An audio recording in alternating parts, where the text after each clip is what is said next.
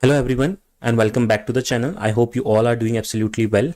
Guys, in this video we are going to see GenC technical assessment, actual questions that were asked in the actual technical assessment. Okay, I will be showing you the questions also, and I will be trying to explain you the answers also related to those questions. Make sure to watch the video till complete end, because you will get a lot of benefit by practicing these questions, because sometimes the technical assessment questions get actually repeated, or if not, then the exact similar pattern questions will come with just some data will be changed. Okay, so make sure to watch it very carefully, and if required you can also watch it twice if you have not understood in one go. Also, I just want two things from you guys. If you are finding this content helpful, please write the word helpful so that I get to know how many of you are preparing for your examinations, and I can post more such videos related to that. So before we start the video, if you are new to my channel, make sure to subscribe to the channel, as I regularly upload these kinds of helpful videos for all of you. Okay, so now let's get started with today's topic. Let's look at this question. The question is basically based on SQL query that we need to display. What we need to write the SQL query for is the flight ID, departure date, departure time, departure location, and destination of flights departing after, and this date is mentioned. Okay, you have to sort the results by departure time in ascending order. Your output should have 5 columns as given below: flight ID, departure date, departure time, flight from, and flight to. So guys, we have the answer in front of us. Okay, so the answer query is, we have to select flight ID, departure date, departure time, flight from, flight to, from flights, okay, where departure date is greater than this date, and order by departure time ascending. Now let me tell you what these all things means one by one. Okay, first of all, flight ID basically is displaying the unique flight identifier which is there in the table. Next is, we have departure date. It is basically for showcasing the date of departure. Departure time is for displaying the flight's departure time. Next is, we have flight from, which means indicates the departure location. Flight to simply means indicates the flight's destination. And now this condition that we are writing here, that is departure date is greater than whatever the date mentioned. Okay, this is flight this is basically for filtering the flights departing after 6th of Feb 2024. Okay, and order by departure time ascending means it sorts the results by departure time in the ascending order. So basically this is your correct answer query of this question. Okay, make sure that you practice well about this question. If you have any doubt, you can watch it again and you can try to create the query by your own. That way you will get a better understanding. And if you have any doubt, you can let me know in the comment section. Let's move on to the next question now. Okay, so we have this question as, write an SQL query to display the patient ID, payment status, and outstanding amount. Use alias outstanding amount for patients whose bill has not been fully paid. That is, the paid amount is less than the total amount. Okay, so this is basically the question that is given to us. One note is also given to us, that is outstanding amount is equals to what? Total amount minus the paid amount. So your output should have 3 columns as given below. Basically these were the 3 columns. Okay, now see, the question is totally given to us. I'm directly showcasing you the answer query. Okay, but I would highly recommend you that before watching the direct answer query, you try to formulate the answer query by your own, so that way you will get the understanding how you can formulate it exactly in your examination. Let's see the answer for this one. So the answer query is, select patient ID, payment status, okay, and then total amount minus paid amount. Okay, because we want outstanding amount right here. Now you have seen that outstanding amount, how can we calculate it? Total amount minus paid amount as outstanding amount from patients, and we have to use the alias as outstanding amount. So that is why I have written here as outstanding amount from patients. Basically patient is the name of the table, where paid amount is less than total amount. This is the condition that was told to us, so we have used this condition, and this is basically our final answer query. I hope you have understood it. If you have any doubts, please let me know in the comment section. Moving on to the next question now. Let's look at this question. This is a coding question. Okay, let's see what is the question saying. You are given an integer array A of length n. In array A, 2 integers are repeated, meaning 2 integers appear twice in the array. You need to transform the array into a valid permutation of integers from 1 to n using the following operation. In each operation, you can choose only any element of the array and increase its value by 1. Find and return an integer representing the number of operations required to convert the array into a valid permutation of size n. Now guys, just by repeating, just in case if you have not understood, don't worry, I will explain you in just simple steps so that you will clearly understand what the question is asking and what you need to perform. Okay, so let's understand the input that is given to us first of all. So there are two inputs. Okay, first input is what? First input is the number of elements that we are going to have in our array, and second input is our actual input array itself. Okay, so our input array is what? 1, 1, 3, 3 and 4. Okay, and the output array is what? Output is not an array but an element, sorry, a digit. Okay, let's see what is this. Okay, first of all, I'll just take with the example input and I'll explain you. Okay, see, our example input is what? First is, you can say, n value, which is the length of the array, and then this is array value. Okay, input 2 is array value, which is our array. So let's take at 1, 1, 3, 3 and 4. Okay, so first thing is the correct sequence should be what? Okay, let me write the correct sequence should be 1, 2, 3, 4, 5, right? Because see, what is told to us is you need to transform the array into a valid permutation of integers from 1 to n. Okay, so this is how our array should actually be looked like. Okay, so we have to convert this array to this array, but we have to perform some operations on the input array that is given to us. And now operations on the array can also be performed in a specific manner only. What is that manner? That in each operation you need to choose any element of the array and increase its value by 1. Okay, so I'll show you how we will do that. See, in our given input array, what is happening? Okay, now in our given input array means this array I'm talking about, 1, 1, 3, 3 and 4. 1 appears twice. I'm writing it here for you. 1 appears twice. Okay, we have seen 1 and 1 is appearing twice. In the similar way, 3 also appears twice, right? Whereas there is one more digit which is 4, okay, which is not appearing twice, okay, which is appearing once. This is our input condition, like, which is current condition. What is the expected condition? Expected condition, first and second is like 2 and 5 are basically missing. Okay, in expected condition 2 and 5 should be there, but it is not there. Okay, so actually 1 is appearing twice and 3 is appearing twice, which means instead of 1, 1 and 1, 3, we have to replace it with what? 2 and 5, right? The missing digits, you can say, right? At least I hope you are getting what we are trying to perform here. We have an input array where some digits are repeated. We have to eliminate some of the repeated digits with the digits which are not there in the array. Basically, we have to create a new array with the integers 1 to n. So first, now I'm telling you what are the steps that we have to take in order to solve it. See, the first step is going to be that you have to identify the repeated numbers. Okay, see, we have already identified the repeated numbers in our case. Identify the repeated numbers. Okay, in our case, the repeated numbers are 1 and 3, right? Second step is what? You have to identify the missing number also, right? So how you will identify the missing number? As I already told you, you have to understand which number is not there in your array. Okay, so in our case, the number is 2 and 5.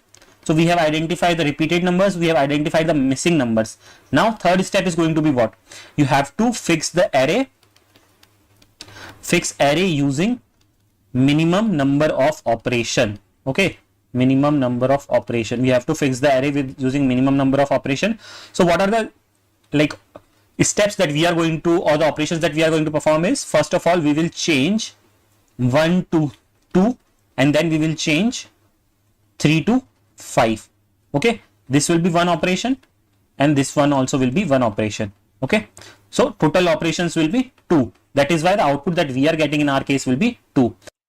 So guys, we have the solution code here, that is convert to permutation, public static int min operations to permutations, and here we are taking the inputs, which is our size of the array and array itself. What we are doing is, first of all, we are sorting the array, sort the array to handle the duplicates properly. Then we are setting the operations value to 0 initially, and whenever we perform an operation, we will increment its value by 1. Okay, simple as that. Now what we are doing here is we are just iterating over our array, and then the expected value at index I should be I plus 1. Okay, so for example, if your index is 0, then the expected value should be 1 here. If your index is 1, the expected value should be 2. In this way, you have to check it, you do your operation. So that is only what we have done here. So a of I should be less than I plus 1, and operations plus is equals to, this is the condition, that is we have to adjust it to the expected value. Okay, I'm not digging very deep into the code because it is very easy. You just have to pause the video and try to understand it. You will get it. Okay, so whenever the duplicate is encountered, we will perform the operation and we will increment the operation value, and then finally we will return the operation value. Okay, and this is the simple input statement. Basically in your assessments you don't have to write this part. This part will be automatically handled. Your part is just to handle the function. Okay, write the function definition. Okay, I hope you have understood it. So guys, I have written the code in Java, but I will give you the other two languages code also, that is in Python and C#, the equivalent code of Python and C#. In the comment box you will get the links, so you can access those codes from there. Let's now move on to the next question. So let's look at this question that we have. The question is a coding based question. Let's see the question problem statement first. Jack has been interested in numerology for a while and has learned how to calculate lucky number for a word using the rules below. The rules are given as each alphabet in a word has an ASCII value where A is equals to 65, B is equals to 66, and so on and so forth, and Z will be 90. In the same way, the small letter will start from 97. The ASCII value will start from 97. Okay. Second point is given to us is each letter in the word is assigned a 1 based index. That is the first index. First letter has index 1, second letter has index 2, and so on. Okay. Usually people make mistake. Okay, for example, I am telling you the input word that we have is James. Okay, but here in the question itself is given that you have to consider the indexing from 1 and not 0, because see, ideal array indexing we consider it from 0, 1, 2, right? But here since it is given like that you have to consider the indexing from 1, so you should consider it from 1. If you start considering from 0, you will get a wrong output and wrong answer. Okay, let's move on to the third point that we have. The lucky number is calculated as follows: multiply each character's ASCII value by its 1 based index, include this product in the sum only if either the index or the ASCII value or both are odd. Okay, I'll explain you now in a very easier terms. First of all, see what are the input that we have. The first input is the number of characters in our input array. Second input is simply the input array itself, right? The name. And then output is basically the sum value. Let's see. So here I have already told you how the indexing will be there. Indexing will be 1 based indexing, that is 1, 2, 3, 4 and 5. So for letter J the index will be 1, for A 2, and so on and so forth. So what I will do now is I will write the indexes first of all. Okay, so since our word is a 5 letter word, so 1, 2, 3, 4 and 5. Okay, now I will write I will just like do this lines so that it will be clearly readable. Now our characters I will mention here. Okay, characters means whatever the letters in the words are there. So JAMES. Okay, James. Now next thing is what? See, we have the indexes, we have the characters, we need ASCII values, right? Because the sum, how it will be created, it was told that include this product in the sum. Product of what?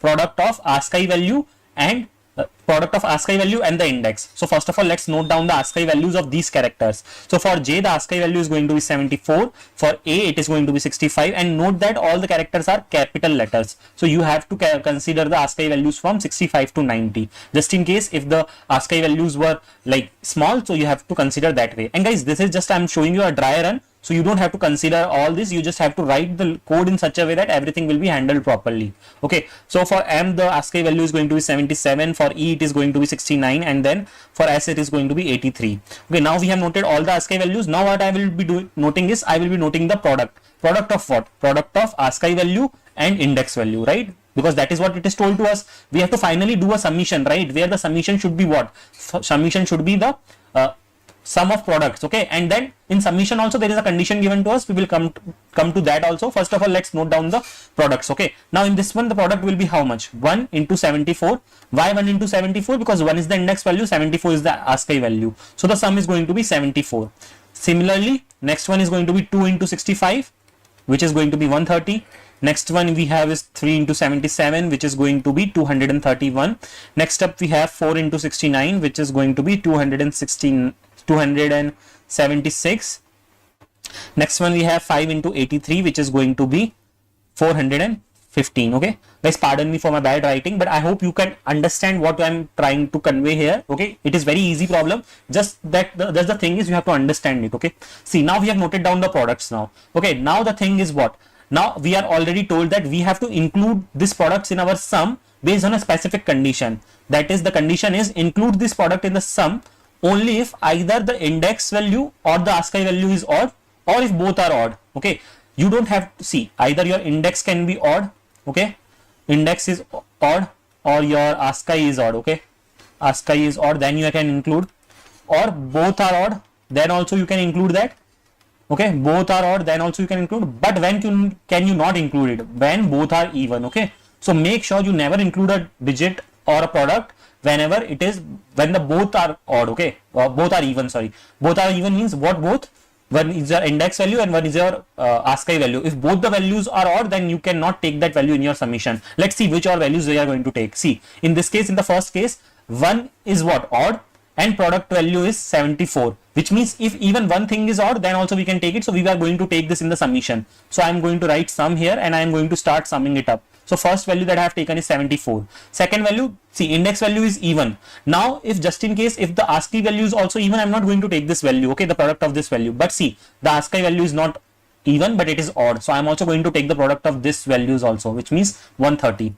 Moving forward. Next value is 3. This is odd itself. So I don't even need to check further, because if 1 is odd, so we can take that also, right? So 231. Next turn. 4 plus 6, 4 and 69. 4 is even, but 69 is odd. So we are going to take this one also. Plus 5 and 83, 5 is odd. So this one also we are going to take. So product of this one. Okay. So guys, see, in this example that we have taken, there was no such product which we have eliminated, because in all the cases, either one of the values were even. Right. So we have taken all the products values. But that's what I'm saying. You have to be very careful. There can be other test cases where in some of the cases either the index value, both the index and the ASCII value is going to be even. So in those cases you don't have to take your product values. Okay, simply finally now you have got the sum values, which all the values which you need to sum up. When you will sum up, you will get the final answer as 1126, which is going to be a final output. I don't think so. I think it might sound complicated when I'm trying to explain it, but this is a very simple problem. If you have understood it, chances are very high that the same exact problem is going to repeat. So please make sure that you practice it well and keep the code ready with you. Okay. See, I'm just going to quickly revise it and then we are going to move on to the code. Okay. See, what we need is, we were given an input. Okay. Basically two inputs. First input was the number of elements. Okay. In the input array. Second element was the input array itself, and the output basically is the summation. What we have taken is, we have taken the index values, we have taken the ASCII values, we have multiplied the index and the ASCII values, and we have found out the product. Now the product digits needs to be summed up. Okay, like the product values needs to be summed up, but based on a condition, either your index value or your ASCII value should be odd, or if both are odd, then also it is fine, but both should not be even. If both are even, then you cannot take that product value in your submission value. Okay, and based on that we have calculated our sum value, and the final sum value is our final answer. Let's now see the code implementation of this one. I am showing you the Java code implementation, but guys, I will also be providing you the other two codes in the description box. Okay, that is your C# and Python. Make sure to check the description box. Okay, let's see the code that we have here. Basically the function name, input, and the input array. Array is basically here a string. Okay, so don't worry about it. It is just that it is given in the form of a string. Okay, because we have the input as the name of a person, right? So lucky number is initially 0. Okay, and then see, lucky number is what? Lucky number is basically nothing but a sum value only. Okay, you can say it's sum is equals to 0 or lucky number is equals to 0. Okay. See, initially what we are doing is, we are going to iterate over our input string, and then we are going to, we are making sure, we are not making sure, but we are converting it to a 1 based indexing. Okay, that is, we are doing I plus 1, because whenever it is our 0, what we mean is it is 1. Whenever it is 1, we mean it is 2, right? So that is why. Then we are calculating the ASCII value simply by doing this and dot char at I. This is the way to calculate or find out the ASCII value for a given character in Java. So now next thing is, we have to include only if either the index of ASCII or the value or both are odd. So see, this is what? This is checking if the ASCII is odd. Okay, index mod 2 is equals to 1 means what? ASCII value, the index value is odd. Okay, this is the condition to check that. This is what? This is for to check whether the ASCII value is odd. Okay, this is for index value is odd, this is for ASCII value is odd. And we are not taking the third condition, because third condition is already covered inside these two conditions itself. See, if either one of them is odd, then obviously, right, the third condition will also be satisfied, right? Because third condition was what? Both of them should be odd, right? So that is why you might have noticed that I have not written the separate third condition, but if you want, you can write that too, right? And simply, if this condition holds true, you need to include the product value into your or you have to sum up the product value into your lucky number. And see, simply here on the go we are doing the product, right? Product of what? Product of your index and your ASCII value. Once the entire loop iteration is completed, you will have the final summation in your sum variable or whatever variable you have taken. In our case, we have taken the variable name as lucky number. So lucky number is basically going to have our final summation. So in this way, you will get your final output and you have to sum it you have to print it out. Okay, basically this part will be taken care. You just have to focus on your definition. Okay, function definition. So guys, as I mentioned, you will get the code links in the description box, that is in Java, Python and C#, all the languages. Make sure if you have any of the doubts in any of the question, you can ask me in the comment section, and please write your reviews if you are finding it helpful or not. So guys, these are the questions that came in the assessment. Okay, these are the actual questions. Now, since these images are not much readable, what I have done is I have taken them in the written format so that we can read them clearly and we can solve them clearly, so that it will give you a better practice of how you can also attempt the questions in the examination and what types of questions comes. So this will have a very good preparation of questions for all of you. So let's see the first question that we have, which is based on SQL. So let's read the question first. Write an SQL query to display the user ID, first name and last name of the top 5 users who have sent the most messages. Along with the number of messages they have sent, the output should be sorted in descending order of user ID. Your output should contain the following 4 columns: user ID, first name, last name and message sent. You can view the database schema by clicking on View Schema tab at the bottom of the query window or on the right side, on the right hand side of the screen basically. So see guys, I have also not just taken the question for all of you guys, so that if someone is not aware how to solve this question, just I have taken a sample answer. Okay, there can be multiple ways of writing this query, but I have taken one such way. Okay, I would not recommend you, if you are already aware of how to solve this question, then don't watch this solution of mine. You yourself try to figure out okay how you can solve it, but if you are not aware, you can watch this solution. So see, what I have done here is I have used the select. First I'll read out the query and then I'll try to explain you. Select u.user_id, u.firstname, u.lastname, count m.message_id as message sent. Okay, and from users view, basically we are retrieving user ID, first name and last name from the users table. Okay, and we count the number of messages sent by each user using this count. Okay, and like this count. We are like counting the number of messages sent by each user and analyze its message sent. Okay, then what we are doing is we are joining the tables. Okay, the message table contains message details and we use joins on users and messages, where user like u.user_id is equals to m.send_id, which means user.user_id is equal to messages.sender ID to fetch the messages sent by the like each user.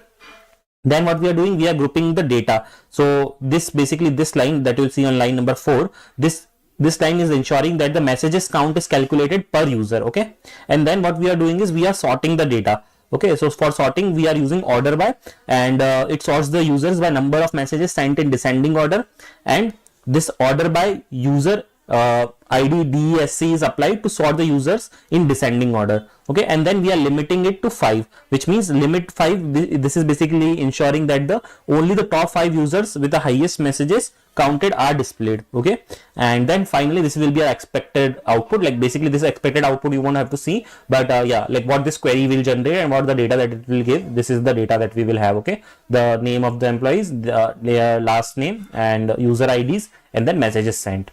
I hope you have found it helpful. Guys, if you have found it helpful, please put the word helpful in the comment section, because with that only I get to know that how many of you are preparing for the exam, and I can post more videos related to that. Let's move on to the next question that we have. Again, the next question is also based on a query only. Let's see what we have to do in this query. First, let's read the question clearly.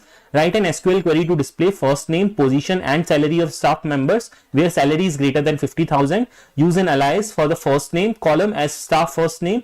Your output should contain the following 3 columns, that is staff first name, position and salary. You can view the database schema by clicking the View Schema tab on the bottom of the query window on the right hand side of the screen. Let's see the query first of all, and then I'll try to explain you. Again, I would not suggest you to go with my solution. You try to create your own query, because that will give you a practice of how can you solve these questions in the examination.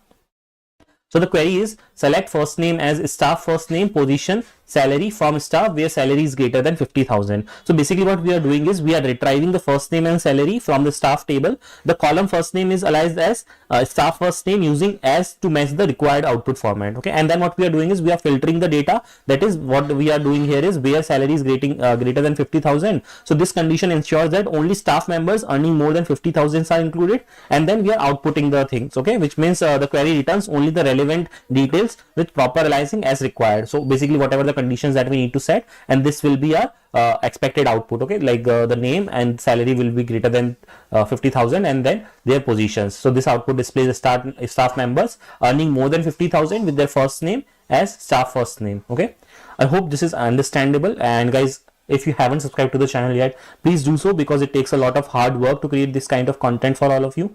Okay, so if you respect the content that I'm providing, please make sure that you subscribe to the channel, because that is only what you guys can do for me. Let's move on to the next question, which is based on HTML CSS part, which is UI based. Okay, the one UI based question that we get. Let's read the question clearly first, and then I will give you the quick answers for this question. Okay, and I will also try to explain you, but again I would suggest you that you try to solve it on your own, because watching my solution will only make you understand this question, but the other questions that you are going to attempt, how you can get it right. So you have to be prepared enough so that in exam when the question comes, you can solve it on your own. Let's see the question that we have on our screen. You are working on an interactive animal display application that showcases adorable animal images and fun facts.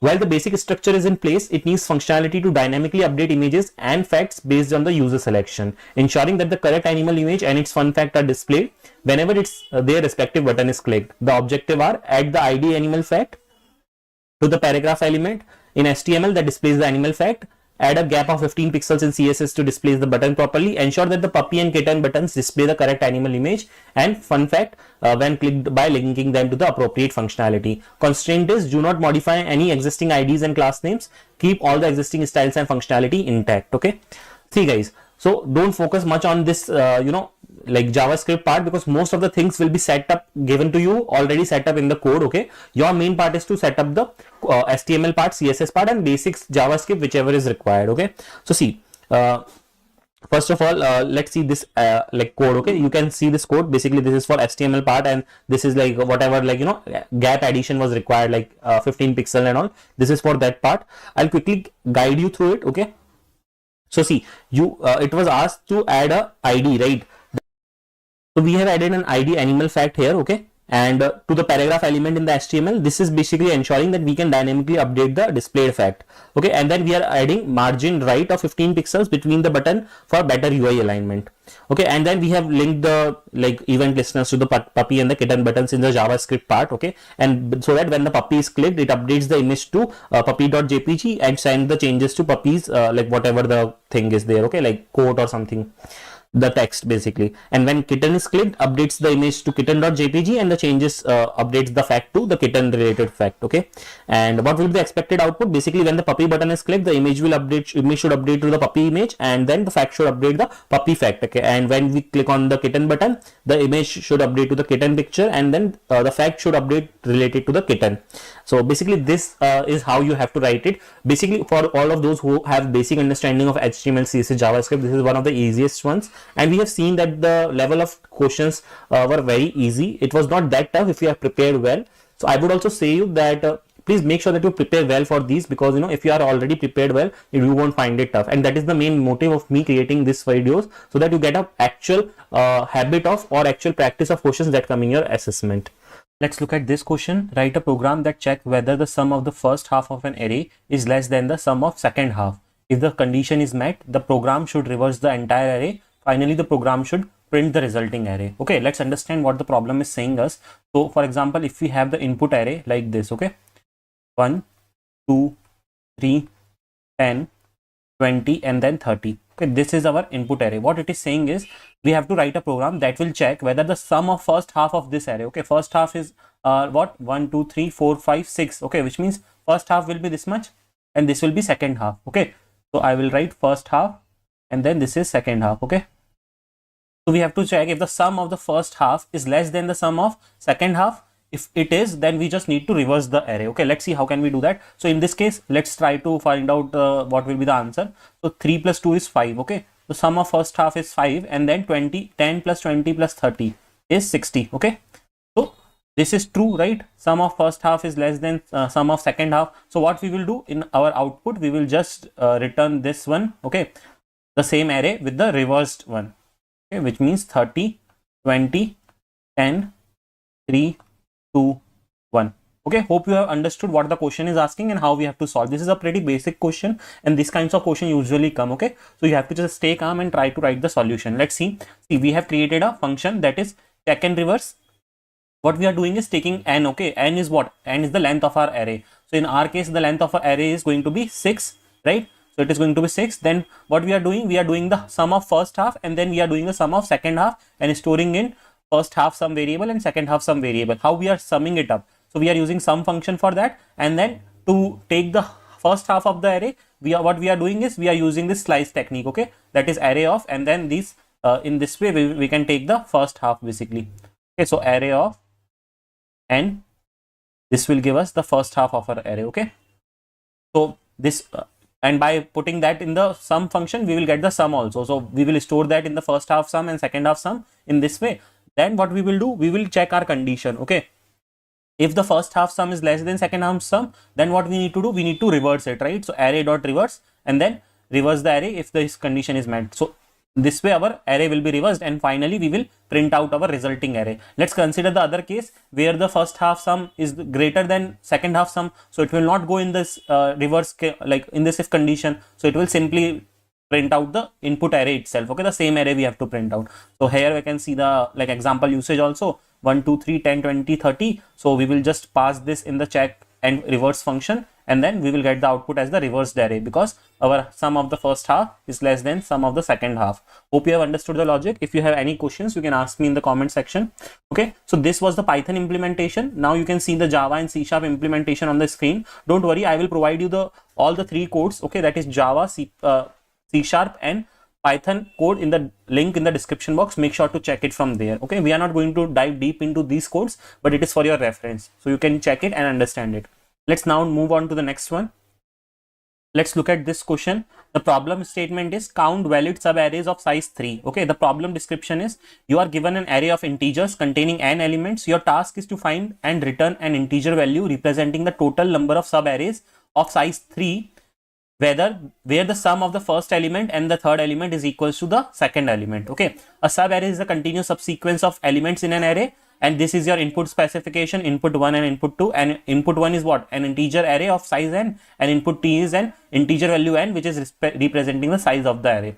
Output specification is what? We need to return an integer value representing the total number of subarrays of size 3 that satisfy the given condition. Let's first of all see what the question is asking and how can we implement it. So here we are given an example input case also. The input is going to be 1 2 1, 3 5 2 4 2, and input 2 is 8. Okay, based on this we will get the output. Okay, I forgot to add the output here. The output is going to be 2 in this case. Okay, let's see. No, output is not 2 but 3 in this case. Okay, so let's see how can we solve this and what is the question asking. So first let us understand with one of the inputs. Okay, so I will take one of the arrays here, okay, which is this one only, 1 2 1 3 5 2 4 and 2.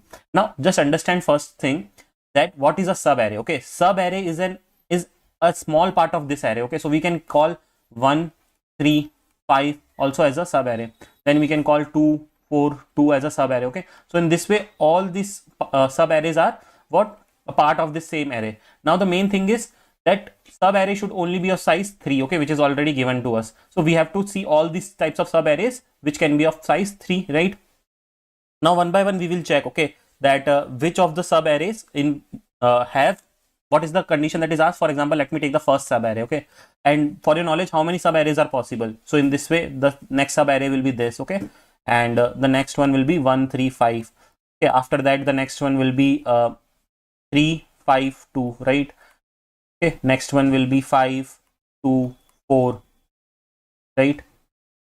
In this way we will have many sub arrays, so you can understand and you can solve it. See, what is the question telling us? That the sum of first element and the third element should be equal to second element. Such a sub array is there, then we have to count that. Okay, so for example in this one, 1 plus 1 is 2, right? Sum of first element and last element is equals to middle element. So yes, we will count this one. Let's see this one. 2 and 3. 2 plus 3 is 5, but the middle element is 5. So we will not count this one, okay?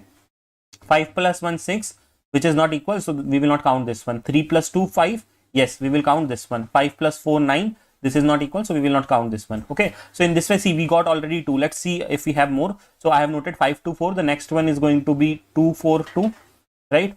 So yeah, this is the last one that we will have. So 2 plus 2, 4, and then yeah, so sum of first and last is 2. So in this way, how much we have got? 3. So we will output 3. Okay, that is the important thing.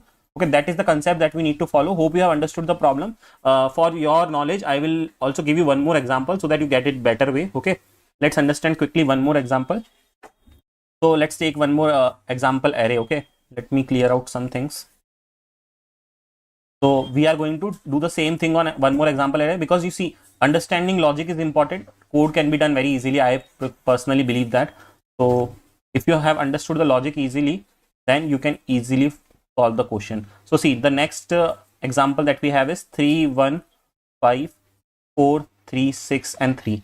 Okay, this is our next array. Okay, now again we have to check how many sub arrays are there in which the sum of first and last element is equals to the middle element. Okay, so first of all, let's calculate, let's see one by one how many sub arrays we have in this one. So 3, 1, 5, 1, 5, 4, 5, 4, 3, 4, 3, 6, 3, 6, and 3. Okay, let's see. 3 plus 5 is 8, which is not equals to 1. 1 plus 4 is 5, which is equals to 5. So this 5 plus 3 is 8, which is not equals to 4. Again, no. 6 plus 4 is 10, which is not equals to 3. So this is also not going to be the answer. We will not going to count this one also. 3 plus 3 is 6. Yes. So yes, in this one we are going to count. So out of all the sub arrays possible, we have found out that there are 2 such sub arrays. Okay, so we will output the answer as 2. Hope you have now clearly understood the logic, and now let's see how can we implement this. Okay, so in your test or assessment, you will get this kind of basic template. Okay, where you need to implement your code from here. Okay, let's see how we will implement our code. Let's see the code here. So see what we are doing. We have defined a count sub array function, and here what we are taking input 1 and input 2. Input 1 is our array, input 2 is size of array. Okay, then what we are doing, we are taking the count equals to 0 initially, and then we are running a for loop over our input array. Okay, so and then we are doing this input 2 minus 2, so that we will do the calculation on one sub array. Okay, then first element we are storing in first variable, second we are storing in second variable, and third we are storing in third variable. Okay, that is input 1 of I, which means the first element. For example, if we have something like this, okay, so 0, 1, 2, right? So input of I means input of 0, input 1 of 0, which means first variable will be stored in first, right? First value, like it will be stored here, and then 2 will be stored in second, right? And then third will store third value, which is 1. Okay, so in this way we will have these values. Then what we will do, we will perform a if condition check whether the sum of first and third is equals to second or not. If it is true, then what we will do, we will increment our count value. Okay, in this way we will run this loop over the entire array, and finally whatever we will be our count value, we will return that. Okay, so in this way we will have all the numbers of counts, okay, in which the first and the sum of last element is equals to the middle element. Hope you have understood it. So see, here we have the example usage. Here we are taking this array, and this is the n is the length of the array, and then we are passing in our count sub arrays function, we are passing array and end, and finally when we are getting the output, we are getting it as 3. Hope you have understood the logic. For any doubts, you can ask me in the comment section. Also, here is the Java and C# implementation of the same code. I will also give you these codes in the description box. Make sure to check that. Let's look at this question. The question that we have is, write the query to combine the result sets of 2 or more select statements. Okay, so see, how can you write the answer of this can be, you will not have any MCQs first of all. Okay, you will need to write the query by your own. See, so in order to answer this, you should know about this command, that is union. Okay, so basically union is the one which is used to combine the result sets of 2 or more select statements. Okay, so see what is happening here is, we have one select statement, that is select star from table. Okay, table 1. Okay, then we have union okay, which is like the connect. Union is something like, you can say as it is an operator which combines the result of select statements and removes the duplicate values, okay. And there is also something called as union all also, okay. I'll tell you that also. So see, in this way, what will happen is we are having two select statements, right? Like table 1 and table 2, getting some data from table 1 and table 2, and then we are applying union in between. So what it will do is it will combine two select statements and will give us the result, okay. As I told you, there is something called as union all also. What is the purpose of that? So if you want to keep the duplicates, right, as I told you in this one, what it will do is it will remove any duplicates that are there from table 1 and table 2. But if you want to keep those duplicates also, you should do union all, okay. And the number of columns and their data types must match in both the queries, okay. That is the main condition here. But yeah, this was the query. Hope you have understood it. Let's now move on to the next question. The next question is this one, that is write a query to retrieve rows with dates within a specified range, okay. See, how can we write that? Select column name from table name, okay, where column name between, and then you have to give the range, okay. Range of the date is mentioned by A, okay. See, the between operator basically is used, okay. This between operator is used to filter the records where the date falls within a given range, right? In this case, we have taken two dates, right? 1st January and 30th of July, I think. So it is useful when dealing with time-based queries such as retrieving sales data for a specific period and all, okay. So you should remember this between operator, okay. In this one, between operator was the one which was mainly important, okay. And these are all query based question, okay. So you will not get any options, okay. So you need to write the query by your own. So let's revise the query once again, and then we will quickly move on to the next question. The query is select column name from table name where column name between this and this, okay. Let's now move on to the next question. Write a query to retrieve specific columns from a table, okay. So in this one, we have to like retrieve specific columns from a given table, okay. So the query is select first name, last name from employees. This is the most basic query, right? Because we have these as the column names, that is first name and last name, and we are retrieving it from the employees table, okay. Hope you have understood it. It is basically helpful in, select is basically helpful in fetching the specified data rather than selecting the columns. And if you want to take everything, then we have something called as this star, okay. So that's it. Now let's move on to the next question. Okay, so we have again this query based question, okay. Let's read it out. First of all, write a query to create a table named employees with fields like employee ID, employee name, employee age, employee address, and employee salary, okay. See, so how to do that? Create table and table name, that is employees, and then whatever fields that we need to have in that table. So we need to have employee ID. So type of employee ID can be what? Integer. So that is why we have mentioned int. Next is employee name. Employee name can be of what type? Varchar, okay, and we have mentioned the limit as 40. Next is employee age, that is type of int, and then employee address, again varchar. Next is employee salary, int, okay. So very basic query. The things which are given to us by using that only we have to write the query, okay. Hope you have understood it. Moving on to the next one. Okay, we have this type of question now. Let's see what we need to do in this types of question, okay. See, build a table that displays data about products, including columns for product name, price, and availability, okay.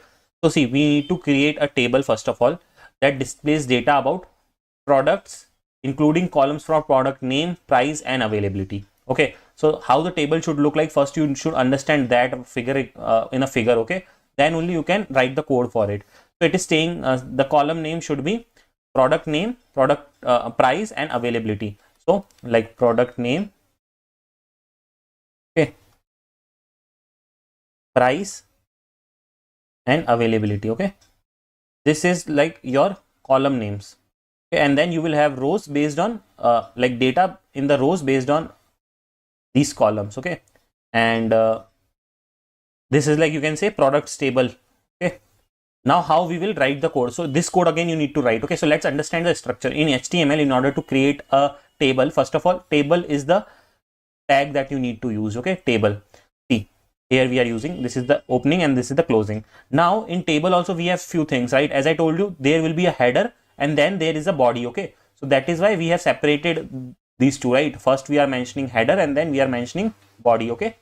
So because header is what? Header is your initial or like the headings, right? Which are telling you what the data is about, right? So table header, and then table header we have a row inside that, right? Like table head, inside that we have a row in which we have our column names. So that is why table row, and inside that we will mention th, which is like product name, product price, and product availability. Okay, this is table head, th for table head. So these things will be bold, a little bit bolder, okay, so that it will show that these are the header values. Next is what? Table body, right? Now everything that is there inside the table body is what? Again will be in table rows only, right? So first row, second row, third row, in this way we will have the data. So let's see in first row what is the data that we will have. We will have like product name as in product A, right? Product A. Okay, then we will have the product price, right? Like $10, and then we will have availability if it is in stock or out of stock. Okay, so we will have this thing. So hope you understood it. See, first thing, to create the entire table we are using table. Okay, to create the head, like the first row which is a head, what we are using? Table head. Okay, T head, and then inside the table head we will have the data in a row format, that is why TR, and then to have the data in a bold format, that is why we are using TH, okay, for the data entries. Okay, now closing tags of all of these again you have to like apply. Okay, so closing tags will be like this. Now what? Rows. Okay, rows data. So rows is what? Rows, like normal data is a part of table body, so we will use the tag T body, and inside that we will use again in the row format we are storing the data, right? So row we will create one, and in one row how many cells are there, according to that we can create the table data. Okay, so table data 1, table data 2, in this way. Okay, and whatever the table data that you have to mention, that you can store. Hope you have understood the answer. In this way you have to write the code. If you don't have the practice, I would suggest that practice beforehand by writing this code. Okay, it is very easy. If you practice once or twice, you will get it easily. Moving on to the next one, we have this question now. Okay, again this is a question based on HTML CSS only. Let's see. Design a simple HTML form with input fields, name, email, and message, and a submit button. Okay, so let's see. And you know, like guys, I can also suggest you one thing, that you know, these types of questions from technical assessment also gets repeated a lot. Okay, so maybe if you are practicing these questions, then there is high chance that you know, these kind of questions, if they are getting repeated, you will have a like good hands-on, right? Because you have already practiced it beforehand. So I would highly suggest you that if you are also going to appear for these clusters and technical assessment, make sure that you practice it beforehand. Just by watching the video won't help. So if required, you can write this structure in your notebook, or if required, you can write it in the system and try it out on your own. Okay, so please try at least. Let's see in this question what we need to do. We need to like design a simple HTML form which will have input fields, okay, for name, email, and a message, and we need to also have a button. See, let's start. First of all, in order to have a form, we need a form tag, okay, initially only. So form tag is here. Okay, now form tag also have few things like action is equals to submit and method is equals to post. See, these are not mandatory, but these are helpful for submitting the form. Okay, so these are not mandatory attributes if you see, but yeah, action submit means you can, when you click on enter button, this form will be submitted, and method post is, this is a post type form, the data will be sent. Okay, so this is used for you creating the form. Now what we are told is we need to create input fields, right, for name, email, message. Now see, input field is usually created by input field. Okay, so how our form will look like, I'll show you in the structure. Okay, I'll show you in the structure. Okay, so they want that our form should have fields for name, email, and message. Okay, so see, ideally they are saying that you should have a like you know, input fields for name, email, and message. So you won't create directly the input boxes, right? Otherwise the other person will not know what I have to enter in this like you know, input field. The end user might not get to know, so you have to make it meaningful. That is why you also need to give a label, right? So that is why this is called as label and this is called as input field. Okay, so in this way you need to have the label and input field for name, email, and then what, input field for email, and then one more thing is there which is a message. Okay, message. Okay, and then finally you need to have a submit button. Submit button looks something like this. Okay, so let's see how can you do that. See, as I told you, input can be created using this input tag. Okay, and in that input tag has different attributes. For example, name. Okay, what type of value you will fill in the name? You will fill a text type of value. That is why we have given the type as text. Okay, and it is good to give ID, but again not mandatory. Okay, so you can give the ID as the same label name only. Okay, so ID here we have given as name, and then name value as name. Okay, and then you have closed the input. So just by writing this statement. Okay, this statement will give you this input box. Okay, then we have this label. So label, as I told you, you also need to make it meaningful so that the end user will understand what they are filling in. So label, and then for, you can mention name and then name. Okay, in this way. So whatever you write here will be mentioned here. See, now guys, you might be getting confused for attributes. Okay, so as I'm telling you, attributes are not mandatory. Okay, all attributes are not mandatory. Some which are mandatory, that only if you will write also, that also is fine. If you don't write, for example, if you don't write this ID here, okay, that is totally fine. If you don't write this name equals to name, that is also fine. That is what I'm trying to say here. So your main goal is to have the HTML structure, right? And attributes are giving additional functionality to the attributes. So that's what I'm trying to say here, that your main goal is to have the proper tags first. Okay, so if you write label and input, then your label will be showcasing here and then input will be showcasing here, and that is what it is asked in the question, right? Okay, next, first label and input we have done. Next is your email. So for email also we will do the same, email, and then label as email, and then input as simple input box with the attributes. Okay, so we will have this email input also. Next is your message input. So in message input, we are note that we are using a text area. Why so? Because see, message is something which has larger text, right, and not smaller text. So text area gives us the facility that we can enter a large amount of text. That is why you are using text area here. Okay, so in this way you will have your message. Next is, at the end we need to add a submit button. So for that we have used the input. Okay, so input type submit, value equals to submit. Okay, if required you can also use a button tag also, that is totally fine. So basically you have to serve the purpose, whatever is asked in the question, you have to use the tags and create that kind of structure. Okay, hope you have understood it. Let's now move on to the next question. See, this is our next question, again based on SQL. The question is, write a query to delete all the rows from a table but keeps the table structure. Okay, the answer for this will be, and the query will be, truncate table name. Okay, see, truncate table is what? Truncate table commands removes all the records from a table but keeps the structure intact. It is faster than delete and does not log individual row deletions. See, I'll tell you what happens is, if you have this type of table structure, okay, which has like maybe ID, okay, then name and age, okay, something like this, and it has some data inside it. So when you will do truncate table, what it will do, it will remove all the records. Okay, like for example, if it is like the data is like Ram and then age is like 20. Okay, and in this the age is 30, 40, and then Sham, and then whatever. Okay, there is some data basically in this table. So when you will do truncate, all this data will be refreshed and will be removed, but the actual structure of the table will stay. Okay, and this is faster than delete. So in some cases, we need also this kind of situation where we just need to keep the structure of the table because we are going to fill it with another data, but we just want to delete all the entries in the table. So for that purpose we use truncate. Okay, hope it is very clear now. Let's now move on to the next question.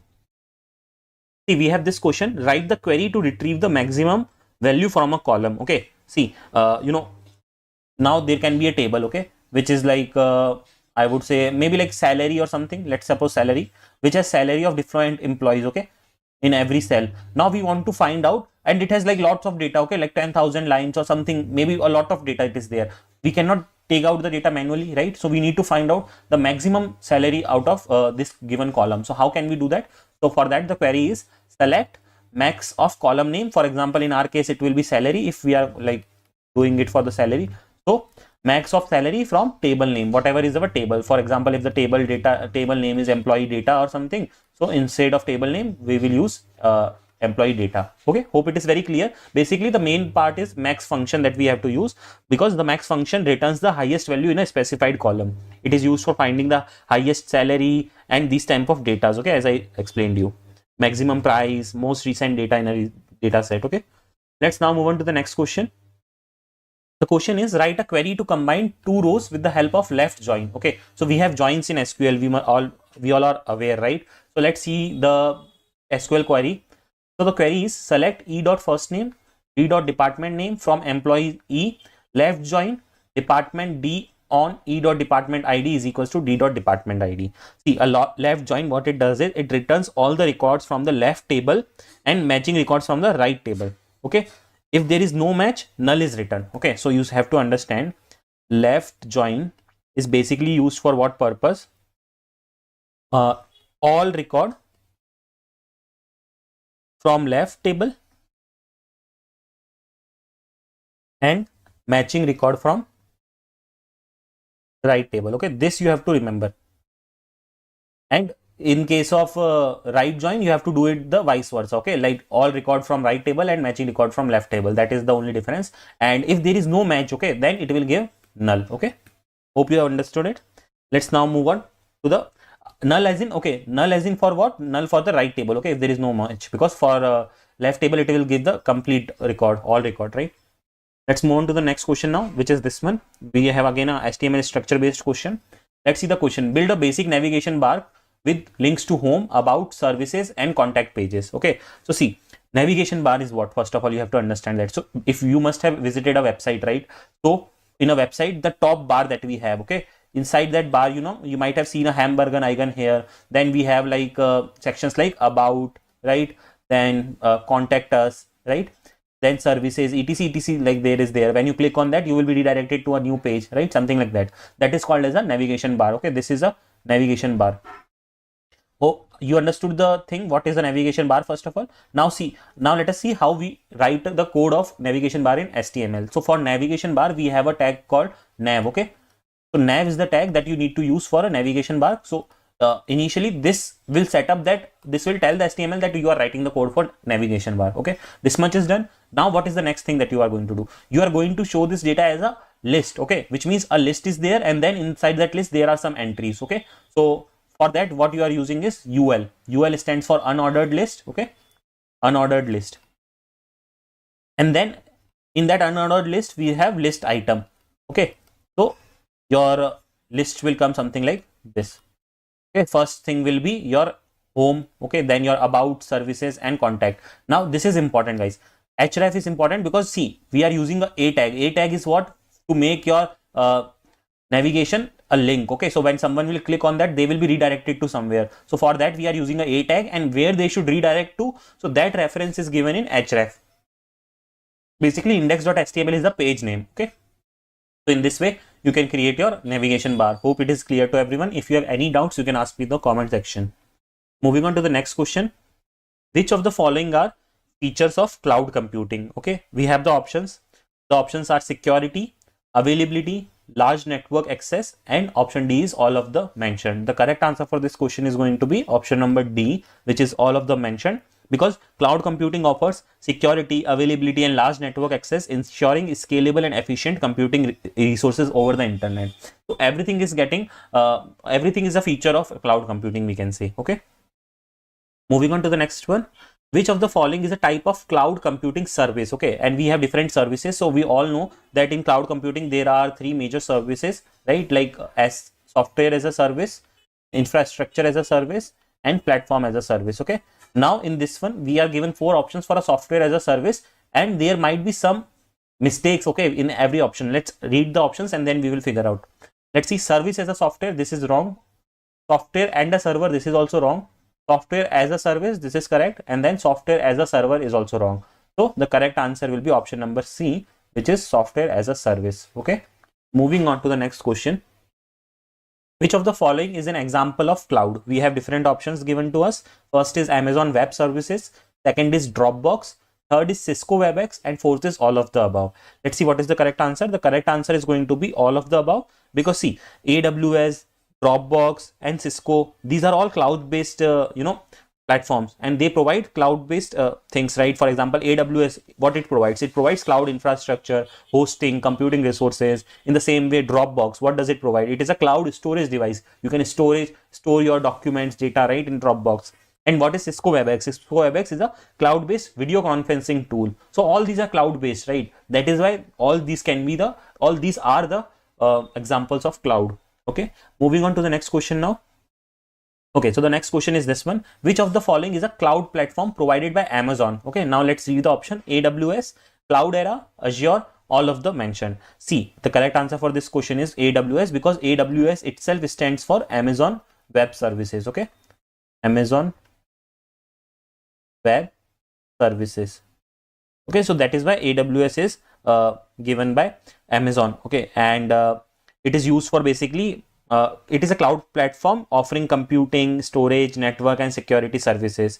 And Cloud era. Okay, what is Cloud era? It is like basically specializes in big data analytics purpose, and Azure is like from Microsoft and not from Amazon. That is why that is also not the answer. The correct answer for this question is going to be option number A, which is A.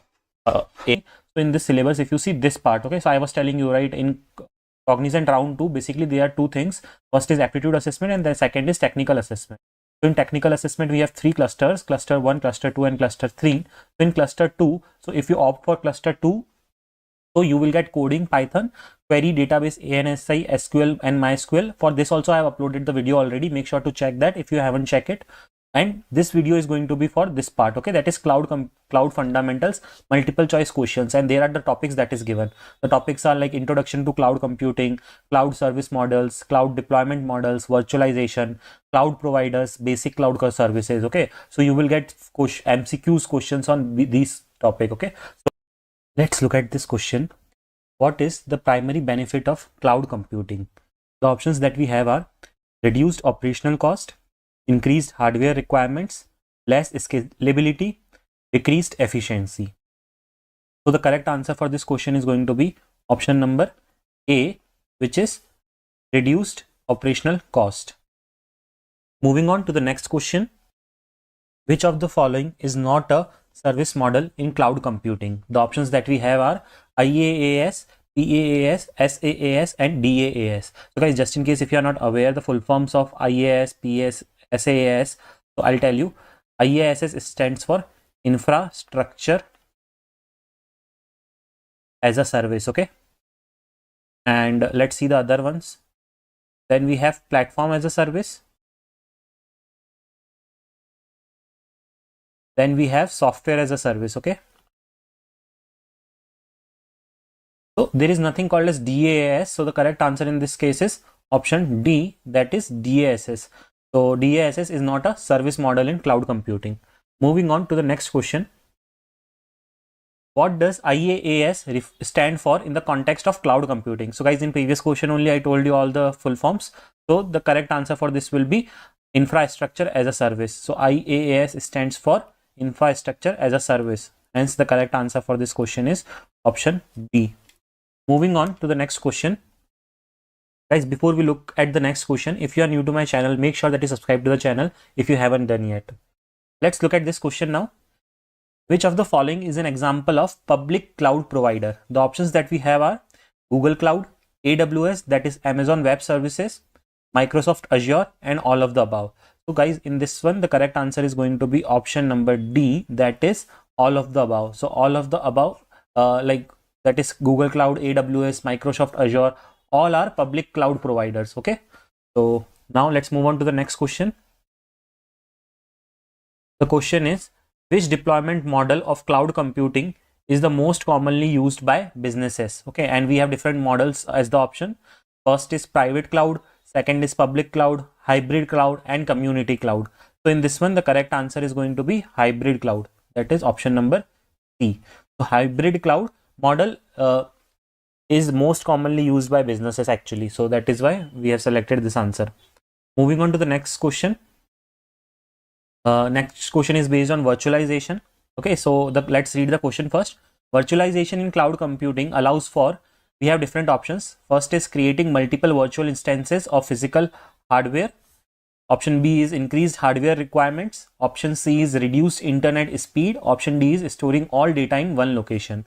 So guys, see, virtualization word itself means, right, with the first option itself you can understand creating multiple virtual instances of physical hardware. So that is why the correct answer is going to be option number A in this case. Okay, moving on to the next question. So guys, I just want to suggest you that before directly watching the solutions, try to think of the answer in your own mind, and if you can't figure out, then you can continue watching, but at least think for one of the answers. Okay, and guys, I know that these questions, it won't be like you will just watch this video once and it will be fit in your mind. You might need to watch the video twice or thrice so that you will be like fully prepared for these types of questions. Okay, let's now move on to the next question. Which of the following cloud providers offers a PaaS, okay, which is platform as a service model? Options that we have is AWS, Google Cloud, Microsoft Azure, and all of the above. So this is correct answer in this case is option D, that is all of the above, because all of the above, which is like AWS, Google Cloud, Microsoft Azure, all of them provided PaaS services. Okay, PaaS services as in platform as a service, cloud computing service they provide. That is why we have selected all of the above. Moving on to the next question that we have. Which of the following is a key characteristics of hybrid cloud deployment model? Okay, and let's see the options that we have. First is it involves only private cloud infrastructure. Option B is it combines both private and public cloud environments. Option C is it uses a community cloud environment, and option D is it is only accessible by a single organization. The correct answer in this case would be option number B, that is it combines both private and public cloud environments. Let's move on to the next question now. So in this question, what we are asked is, in which service model do customers manage the applications while the provider manages everything else? Okay, and we have the options, that is SaaS, PaaS, IaaS, DaaS. Okay, so the correct answer in this case is going to be PaaS. Okay, that is in platform as a service. What happens? What was the question that was asked? Customers manage the applications while the provider manages everything else. So application is managed by whom? It is managed by customer in case of PaaS. Okay, let's now move on to the next question that we have.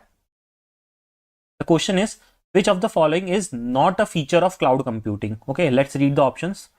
The first option is on-demand self-service, broad network access, increased hardware requirements, and option D is resource pooling. See, so hardware requirements is not does not comes under what cloud computing. Okay, rest everything like on-demand self-service. So whenever there is a need of self-service regarding any regarding any of the feature which is provided, you can get that. Broad network access, and then resource also can be increased or reduced. So all of these are provided by cloud computing, but hardware requirements increasing is not related to cloud computing. Okay, moving on to next question. In a public cloud, resources such as computing power and storage are, let's see the options, shared by multiple users, dedicated to a single organization. Option C is only accessible by government agencies, and option D is located on premise. The correct answer in this case is shared by multiple users. Answer in this case is going to be option A, that is resources such as computer power and storage are shared by multiple users. Moving on, what does the pay-as-you-go pricing model in cloud computing mean? Okay, so let's see the options that we have. Option A is you pay upfront for all the services.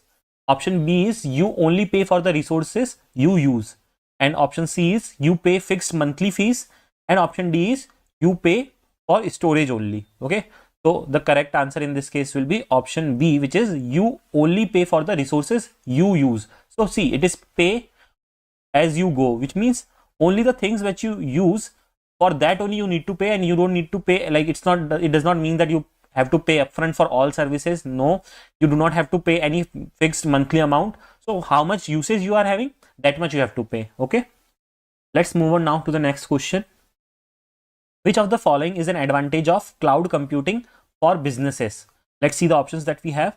First option is reduced need for IT staff. Option B is increased capital expenditure. Option C is less scalability, and option D is reduced network access. The correct answer in this case would be option A, that is reduced need for IT staff. Okay, so this is one of the advantage of cloud computing for businesses, because see, with cloud computing the need of IT staff has reduced a bit. Okay, because things are on the cloud now, right? Moving on to the next question. Which of the following is a major risk of cloud computing? Okay, major risk of cloud computing we have to tell. First option is security and privacy concern. Option B is increased hardware requirement. Option C is reduced network access, and option D is limited scalability. The correct answer for this will be option A, that is security and privacy concerns is a major risk of cloud computing. Okay, moving on to the next question now. So what type of cloud computing model would a large enterprise that needs to keep its data private and secure likely use? Options are private cloud, public cloud, hybrid cloud, and community cloud. The correct answer in this case is going to be private cloud, which is option A. Okay, so large enterprise that needs to keep their data private, they usually use private clouds because it is more secure. Okay, moving on to question this one, which is Which of the following is an example of IaaS? Okay, so let's see the options that we have. First option is Google App Engine. Option B is AWS EC2, that is Elastic Compute Cloud. Option C is Microsoft Azure App Service, and option D is Dropbox. Let's see the correct answer for this one. The correct answer is option number B, that is AWS EC2. So AWS EC2 is an example of what? IaaS. You have to remember that. Okay. Moving on to the next question. In a cloud computing environment, virtualization allows us for, options are the creation of isolated environments on a physical machine.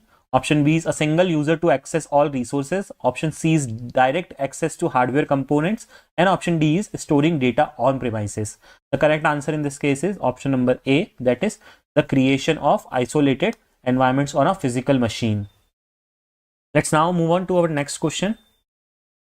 What does SaaS stand for in cloud computing? So guys, in one of the previous questions only I told you, SaaS stands for what? Software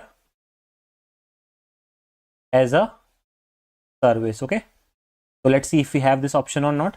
First option is secure software as a service only. Yes, so this is only the correct answer. Let's but also see the different options. Okay, because sometimes the options are tricky, so always I will suggest that always read all the options given to you. Second option is security as a service. Third is service as a software. Fourth is storage as a service. So the correct answer in this case, as we have seen, is going to be option number A, which is software as a service. Let's now move on to the next question. Which cloud service model requires customers to manage the operating system and applications? Okay, let's see the options that we have. So first is IaaS, which is infrastructure as a service. Second is platform as a service. Third is software as a service, and fourth is option D, which is all of them.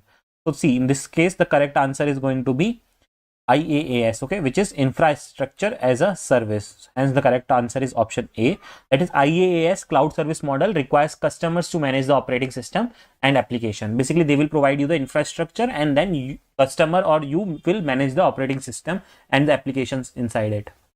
Moving on to the next question. In which deployment model is the cloud infrastructure shared by several organizations with common concerns? So the options that we have are public cloud, private cloud, community cloud, and hybrid cloud. The correct answer is option C, okay, that is community cloud.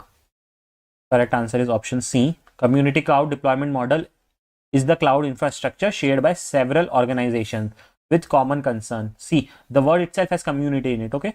So with that also you can remember these types of questions. Let's move on to the next question, which is which of the following is a typical feature of virtualization in cloud computing? Okay, let's see the options that we have. Running multiple operating systems on the same physical machine. Option B is storing data in a local data center. Option C is increased reliance on a physical hardware. Option D is direct access to physical network interfaces. The correct answer in this case is going to be option number A, that is running multiple operating systems on the same physical machine. That is the main or typical feature of virtualization in cloud computing. Moving on to the next question now. Which cloud deployment model would be the most appropriate for an organization that needs to keep some data on premises and use public cloud services for other needs? Let's see the option that we have. First option is hybrid cloud. Second is community cloud. Third is public cloud, and fourth is private cloud. So see guys, before looking into the answer of this question, let's try to understand what the question is asking. Which deployment model would be most appropriate for an organization that needs to keep some data on premise? See, one thing is told is they need to keep data on premise and plus use public cloud services for other needs. So use public cloud services for other needs. So they want both things, okay, like on premise and public cloud. So when both are needed, so for that we will select option A, which is hybrid cloud. Okay, so that's why in this case the correct answer is going to be hybrid cloud. Moving on to the next question now. What is one of the primary roles of a cloud service provider, that is CSP? Let's see the options that we have. First option is to manage customer devices. Option B is to offer resources such as computing power and storage on demand. Option C is to manage customer business operations, and option D is to provide end user technical support.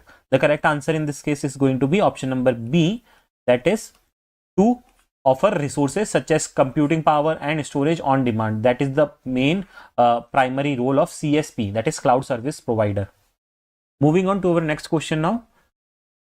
Which of the following is an example of a private cloud service? Okay, let's see the options that we have. First option is Amazon EC2. Second option is VMware vSphere. Option C is Google Cloud Storage, and option D is Microsoft Azure. So in this case, the correct answer is option B, which is VMware vSphere. Okay, let's now move on to the next question, which is this one. What is the key difference between public and private clouds? Let's see the options that we have. Public clouds are managed by the customer. Private clouds are for individual use only. Public clouds are accessible to multiple customers. And last option is private clouds are used for public services. So in this one, we have to basically tell the difference between public and private cloud. The correct option in this case is going to be option number C, which is public cloud are accessible to multiple customers. Okay, that is the main difference. So the correct answer is going to be option number C. Let's now move on to our next question.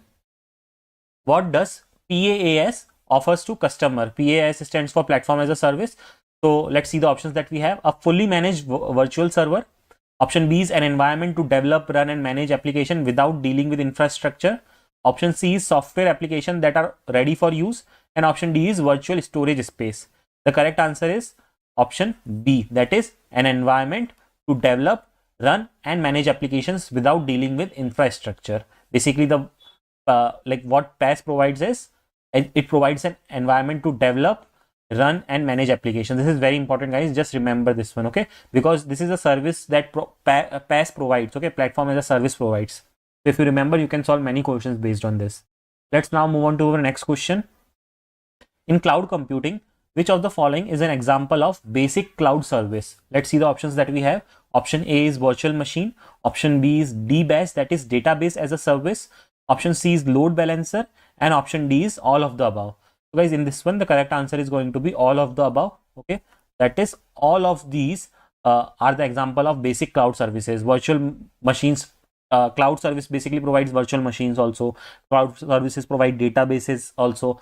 They provide load balancers also if there is a lot of load, right, to balance that. So all of this is the correct answer for this question. Moving on to our next question.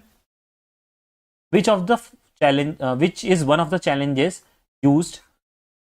Sorry, again, let me read the question from starting. Which of the challenges of using cloud computing for businesses?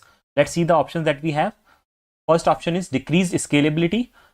Option B is security and data privacy concern. Option C is reduced network speed. And option D is increased hardware usage. So the correct answer in this case is option number B, that is security and data privacy concerns. So these are like some of the challenges when it comes to cloud computing for businesses. Moving on to the next question. Which of the following is an example of public cloud service provider? Okay, let's see the options that we have. First option is IBM Cloud. Second is AWS, that is Amazon Web Service. Third is Microsoft Azure. And fourth option is option D, which is all of the above. So again, in this case also, the correct answer is going to be option D, that is all of them are the examples of public cloud service provider. Moving on to our next question. Which cloud computing models allows for the most flexibility and control over computing resources? Again, we have the options as PaaS, SaaS, IaaS and hybrid cloud. The correct answer is going to be IaaS, okay? That is option number C. So IaaS allows for most flexibility and control over computing resources. Let's now move on to the next question. In a hybrid cloud environment, which is true? We have to mention that, okay? Options are data is only stored in public cloud. Both public and private cloud models are used together. It requires only on-premise infrastructure. It uses only one cloud provider. Okay, the correct answer is option number B, that is both public and private models are used together. So you can also write something like this. Hybrid is what? Hybrid is public plus private. Okay. Hence the correct answer in this question is going to be option number B. Let's now move on to our next question. What is the main purpose of cloud virtualization? Let's see the options that we have. To separate the storage layer from computer layer. Option B is to run multiple applications on the same hardware. Option C is to reduce energy consumption. And option D is to automate cloud resource management. The correct answer in this case is going to be option number B, that is to run multiple applications on the same hardware. Okay. So answer B is the correct answer of this question. So cloud virtualization, what is the main purpose of that? We have to mention that. Next question. Okay, before guys we move on to the next question, if you guys are feeling that this video is helping you a little bit, please make sure that you like this video so that it gives me motivation to bring more such videos in future. Also, if you haven't subscribed to the channel yet, please do so, because it takes a lot of hard work to bring these kinds of content for all of you. Let's now see this question. Which cloud service model is most important for businesses that want to focus on using software without worrying about the infrastructure? Okay, so you understood the question. The options are IaaS, PaaS, SaaS, and DaaS. Okay, the correct answer in this case is software as a service. Okay, that is like if business wants to focus main on software, right? In the question only it is mentioned, right? Focus more on software without worrying about infrastructure. So if the question would be like their focus should be on infrastructure, then we would have selected the answer as IaaS. But here they are mentioning that we need to keep the focus on software. That is why we have selected the answer as option C, which is SaaS, software as a service. Moving on to the next question. Which of the following best describes a community cloud? Okay, let's see the options that we have. Option A is cloud infrastructure that is shared by several organizations within similar needs. Option B is a private cloud for single organization. Option C is a cloud hosted on a private server. Option D is virtualized environment in a public cloud. Obviously guys, it is very obvious that the correct answer for this question is option number A, that is cloud infrastructure that is shared by several organizations with similar needs. Okay, so hence option A is the correct answer. Moving on. Which of the following is a characteristic of public cloud computing? Okay, so we have different options. We have to tell the characteristic of a public cloud computing. Let's see the options that we have. First is managed by a single organization. Option B is resources are available to general public. Option C is resources are provided only for a specific business sector. And option D is entire infrastructure is on premise. So see guys, in this case, the correct answer is going to be option number B. That is, in case of public cloud computing, resources are available to general public. Okay. Moving on to the next question. In a SaaS model, who is responsible for maintenance of software? Okay, we have to mention that. Let's see the options that we have. First option is the user. Option B is the cloud service provider. Option C is the business owner. And option D is the operating system vendor. The correct answer in this case is going to be option B, that is the cloud service provider. Okay, so cloud service provider is mainly responsible for maintenance of the software. Let's now move on to the next question. Which of the following is not a key characteristic of cloud computing? Options that we have are scalability. Option B is on-demand self-service. Option C is lack of resource pooling. And option D is broad network access. The correct answer in this case is going to be option number C, that is lack of resource planning is not a key characteristic of cloud computing. Okay. Moving on to the next question. Which of the following cloud service providers offers IaaS, PaaS, and SaaS solution? We have different options: AWS, Google Cloud, Microsoft, and all of the above. So guys, the correct answer in this case is again going to be all of the above, because all of them provides these services. Okay, let's now see next question that we have. What does the term resource pooling refer to in cloud computing? Okay, let's see the options that we have. The use of multiple cloud sub providers for resource allocation. Option B is consolidating resources from several customers on the same infrastructure. Option C is the ability to store data in physical servers. And option D is using virtualization to increase the hardware usage. So correct answer is option number B, that is consolidating resources from several customers to the same infrastructure, on the same infrastructure. Moving on to our next question. What is the primary function of a virtual machine in cloud computing? Okay, let's see the options that we have. Option A is to store data on the cloud. Option B is to allow multiple applications to run on the server. Option C is to monitor cloud infrastructure. And option D is to allocate resources to different cloud services. Let's see the correct answer for this question. The correct answer will be option number B, to allow multiple applications to run on a server. Hence, the correct answer is option number B. Moving on to our next question.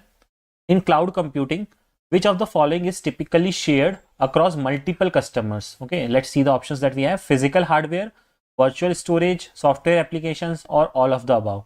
See, obviously, in cloud computing, actually, what is happening is multiple customers share all the things. Okay, like they share hardwares also, they share virtual storages also, software applications.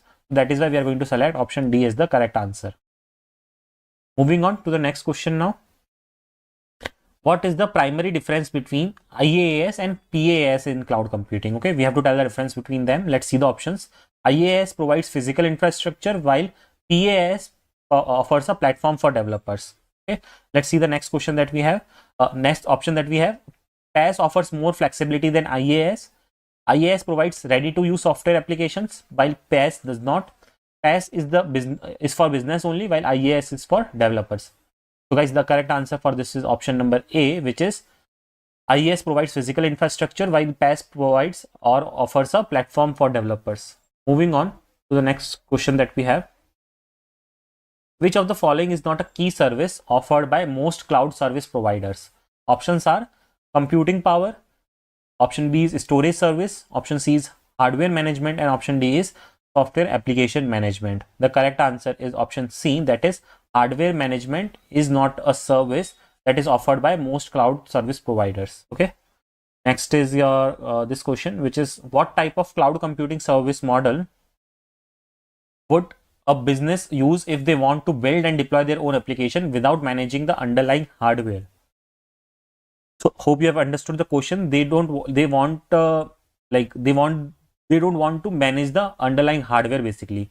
So for that, which is useful, the options are IaaS, PaaS, SaaS, and DaaS. The correct answer for this question is going to be option number B, which is PaaS. Moving on to the next question. Which cloud computing service is commonly used for hosting and managing databases? SaaS, PaaS, IaaS, DBaaS. Okay, so in this one, the correct answer is going to be DBaaS, because DBaaS stands only for database as a service. Okay, that's why the correct answer is option number D. DBaaS is commonly used for hosting and managing databases. Moving on, which of the following is a true for public cloud? Let's see the options that we have. Option A is the cloud infrastructure is used exclusively by one organization. The services are delivered over the internet and available to the public. It is typically slower than private clouds. Data security is the sole responsibility of the customer. The correct answer in this case is going to be option number B, that is the services are delivered over the internet and is available to the public. Moving on to the next question now. What does a cloud provider's elasticity refers to? Okay, let's see the options that we have. The ability to add or remove resources based on demand, the ability to store data at low cost. Option C is the ability to virtualize hardware resources, and option D is the ability to encrypt data automatically. The correct answer is option number A, that is the ability to add or remove data based on demand. So that is what is called as elasticity. Okay, that is the concept of elasticity in cloud computing. Moving on to the next question now. What is the primary role of cloud service provider in IaaS? The options are to provide ready-made applications for the user. Option B is to offer infrastructure and virtualized resources. Option C is to manage the business application. Option D is to develop custom software solutions. Correct answer is option number B, that is to offer the infrastructure and virtualized resources. Let's now have a look at the next question.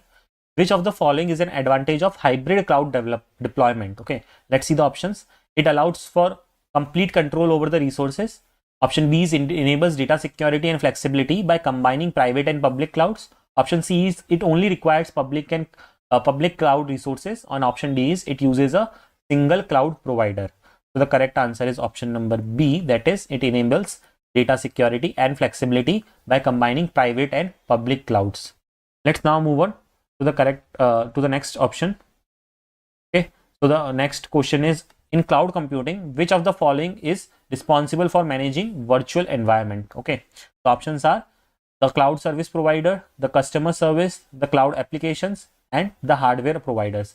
So guys, I am not going to tell you the answer of this question, because this is our do it yourself question for today, which means what you will do is you will figure out the answer of this question. We have already practiced a lot of questions. Now you will figure out the answer of this question, and if you have came so far in the video, then make sure to attempt this question and write down the answer of this question in the comment box. Okay, so that's all for this video. If you have any doubts, let me know in the comment section and I will guide through it. If you can also join me on Telegram and Instagram, make sure to subscribe to the channel to receive all the regular latest updates from the channel. So that's all for this video. Thanks for watching the video.